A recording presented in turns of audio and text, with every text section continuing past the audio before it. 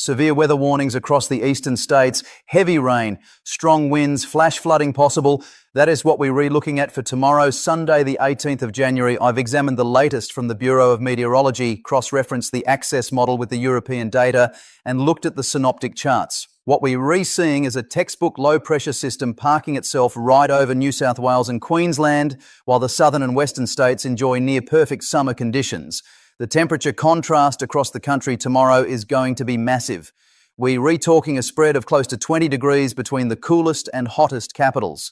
Sydney struggling to reach 22 degrees while Adelaide pushes towards 37. That is the kind of split that tells you there is some serious weather dynamics at play. Let us break down what is happening meteorologically. Then we'll get into the regional impacts and what you need to do about it. The synoptic situation is straightforward enough. There is a deep low-pressure system that has been developing in the Tasman Sea over the past 48 hours. Central pressure sitting around 995 hectopascals. That is a decent low, not record-breaking, but strong enough to draw moisture in from the Coral Sea and slam it into the coast. The isobars are tightly packed along the eastern seaboard. When you see that pattern, you know the winds are going to be significant. We're re-looking at sustained winds of 50 to 60 kilometres per hour, with gusts potentially reaching 80 to 90 kilometres per hour, particularly across elevated areas and the coastal fringe. At the same time, there is a high-pressure ridge dominating South Australia and Western Australia, 1,022 hectopascals centred over the Great Australian Bight, that S textbook blocking high territory. Clear skies, settled conditions, but also the recipe for extreme heat when you get that kind of stagnant air mass. The clash between these two systems creates what meteorologists call a pressure gradient. The tighter that gradient, the stronger the winds. And tomorrow that gradient is going to be pronounced. Now, the access model and the GFS are in close agreement on the track and intensity of this system.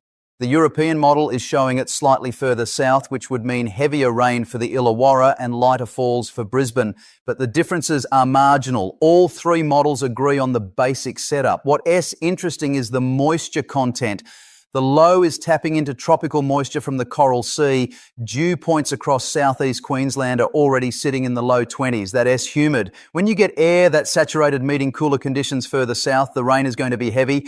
Rainfall totals for tomorrow are significant. Sydney can expect 50 to 80 millimetres. Some areas in the Blue Mountains and the Hunter Valley could see over 100 millimetres.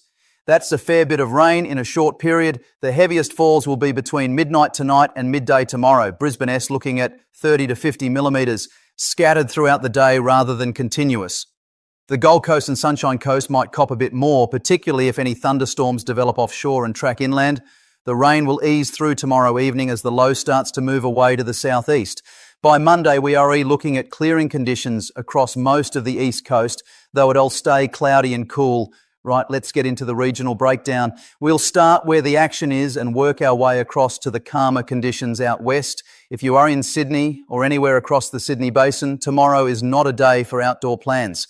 The rain starts tonight, probably around midnight, and continues right through until late afternoon. It's going to be persistent, heavy at times, with embedded thunderstorms likely during the morning. Temperature-wise, you are looking at overnight minimums around 17 degrees.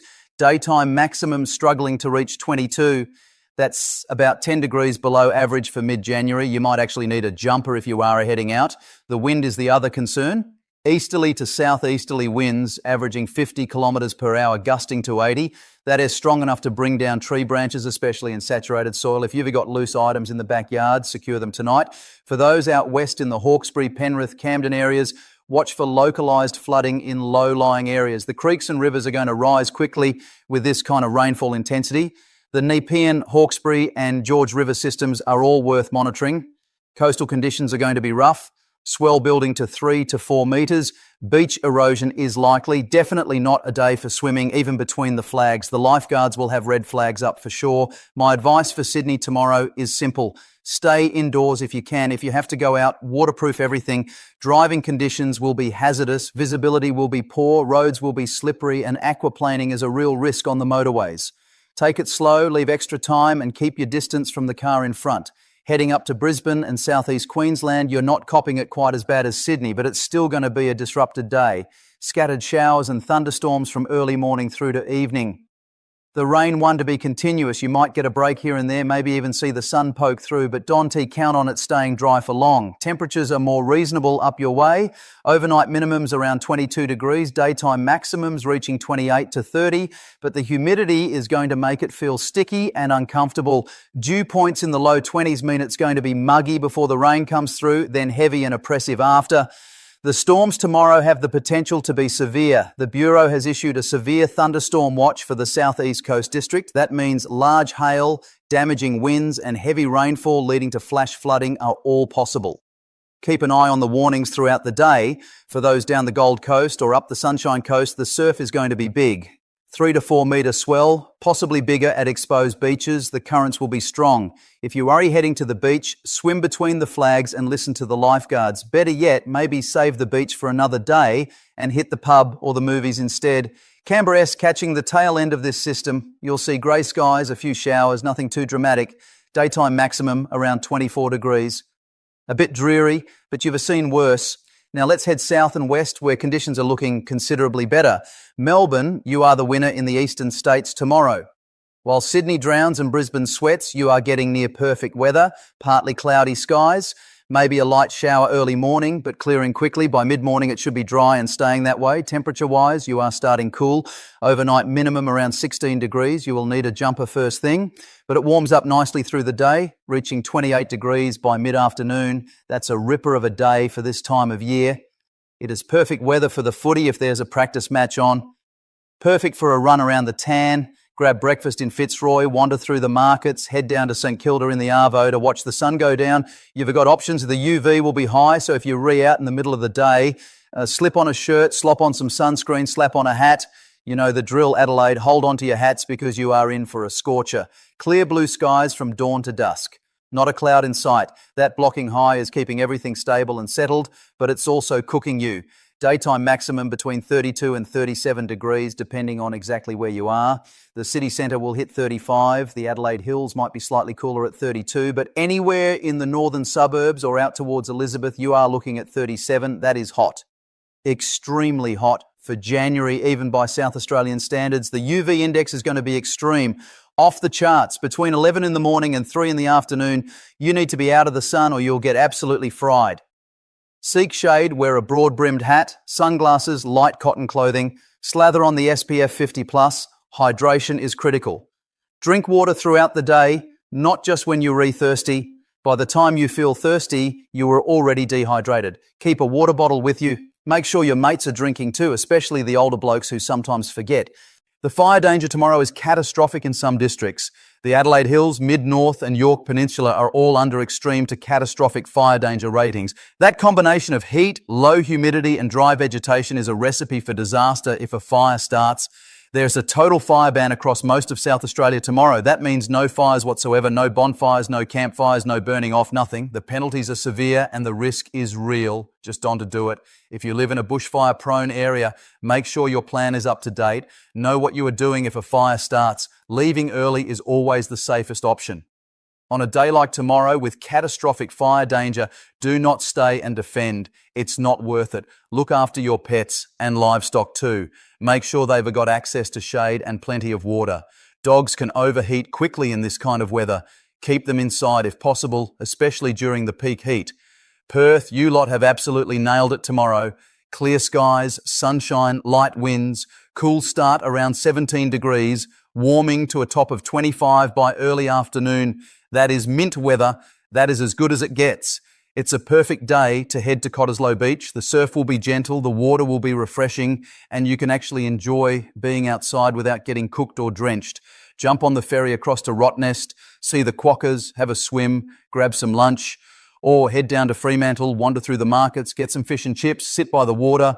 Honestly, if you stay inside tomorrow in Perth, you are mad. Get out and enjoy it. The only thing to watch is the sun.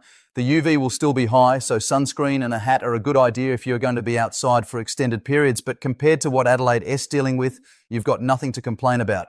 Hobart and Tasmania are looking at mild conditions, partly cloudy, top of about 21 degrees, a pleasant summer day without the extremes. Darwin and the top end are in typical build-up territory, hot, humid afternoon storms likely. Nothing unusual for this time of year. 34 degrees with high humidity. Uncomfortable but expected, so that the national picture for tomorrow. Eastern states getting hammered by wet weather, Adelaide cooking under extreme heat, and Perth enjoying near-perfect conditions. It is a country split right down the middle. Now let's talk about what you actually need to do to get through tomorrow without any dramas. First up, fashion and what to wear. Sydney and the East Coast crew, do not wear your good shoes tomorrow. Canvas sneakers, suede, anything that can handle water, leave them at home. You want waterproof boots, or at the very least closed shoes that can get wet and not be ruined. A proper waterproof jacket, not just a spray jacket, and carry an umbrella. Actually carry it, don't leave it in the car where it's useless. Adelaide mob, you want the lightest cotton gear you can find. Loose-fitting, light colours that reflect the sun rather than absorb it. A broad-brimmed hat is essential. Not a cap, a proper wide brim that shades your face and neck. Sunglasses, and seriously, sunscreen. Apply it before you leave, reapply every 2 hours if you're outside. Melbourne and Perth, layers are your friend. It is cool first thing, warm by lunch, then cooling off again by evening. A t-shirt with a light hoodie or long sleeve shirt that you can take off and put back on as needed. Next, if you're a gardener or you've got plants to worry about, Sydney and Brisbane, you don't need to water anything tomorrow. In fact, check your pot plants aren't drowning. If they're re-sitting in saucers, empty them so the roots don't rot. The rain will take care of everything else. Adelaide, give your garden a really good soaking tonight, Saturday evening while it's cooler. If you wait until tomorrow, that 37-degree heat will torch everything before you can get the hose out. Get the water into the soil now so the plants have something to draw on through the day. For those of you travelling tomorrow, whether by car or plane, there are a few things to be aware of. If you're flying in or out of Sydney Airport, expect delays.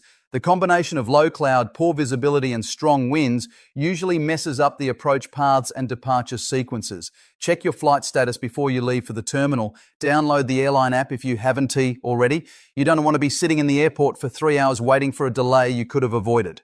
If you are driving from Melbourne to Adelaide, watch out for sun glare in the late afternoon. That low sun angle can be blinding, especially on straight stretches of road. Keep the sunglasses handy and slow down if you're struggling to see. And for anyone on the roads in Sydney tomorrow, I'll say it again, slow down. The roads will be slippery, visibility will be poor, other drivers will make mistakes. Leave extra space, leave extra time, and arrive alive. Let's have a quick look at what is coming early next week, Monday the 19th.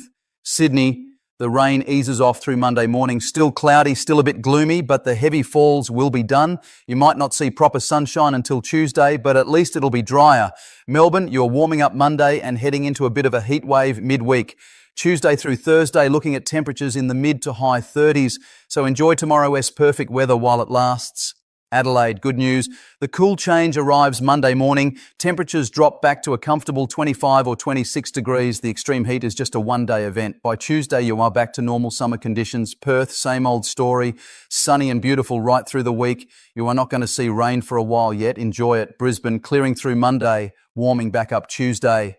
By midweek, you are back to typical January weather. Hot, humid afternoon storms. One thing worth mentioning for next week is that the southern states are setting up for a heat wave Tuesday through Friday. We're talking widespread temperatures in the mid to high 30s, possibly touching 40 in some inland areas. That is still a few days away, so I'll have more detail early next week. But it's worth being aware of.